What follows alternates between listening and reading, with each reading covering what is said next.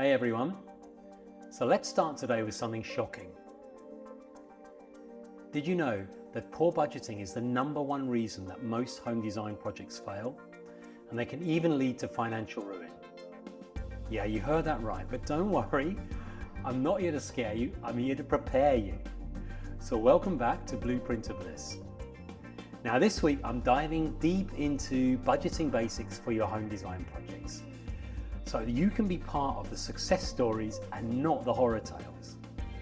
Now you've probably heard this before, but a budget is telling your money where to go instead of wondering where it went. Now these are very wise words from financial guru Dave Ramsey. So why is budgeting a must? Well, the first thing, it gives you financial control. You know where each dollar, where each euro, each pound is allocated. Secondly, it focuses your vision.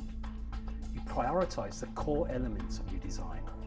And third is risk mitigation. You avoid nasty financial surprises. Now, did you know, according to a survey of over 46,000 homeowners by House, who are one of the leading online platforms for home renovation and design, 1/3 of them said that they exceeded their initial budgets during their home renovation projects. Some of them even went over by 50%. Now, overspending, it isn't just about money. It can derail your entire financial plan. And to help prevent this from happening, your budget should typically look something like this.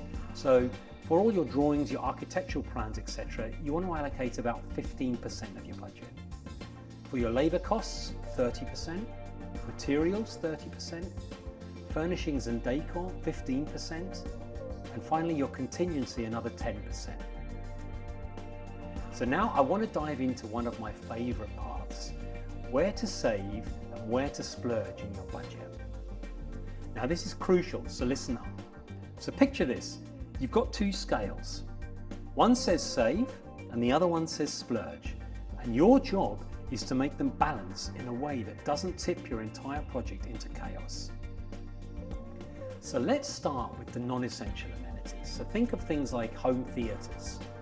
Think of things like walk-in closets and that cappuccino machine that's going to go in your kitchen.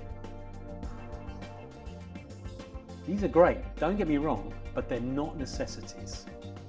So hit pause on these non-essentials. If your budget starts to stretch thin, you can always phase them in later once the major parts of your home are built and you're more financially comfortable.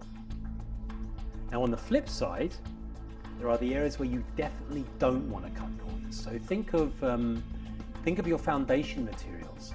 Think of roofing, the electrical work. These are the backbone of your design. So why is it crucial to invest here? Well, quality materials have a longer lifespan. They can add value to your home, and most importantly, they're often safer. So if you skimp on things like this, you may end up spending more in the long run on repairs and replacements. So here's the deal. Saving on non-essentials can prevent you from breaking the piggy bank. On the other hand, splurging on quality essentials is like making a wise investment into that piggy bank, ensuring that your home stands the test of time. So the golden rule: save where you can, but don't skimp on essentials. Your future self will thank you, I promise you. So how can you stay on budget?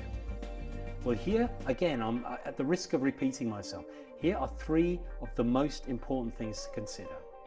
Number 1, monitor regularly.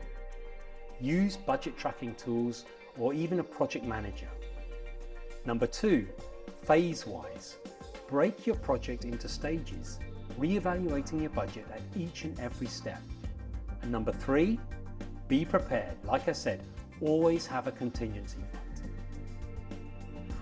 So that brings me to the end of this video. I hope you found it useful.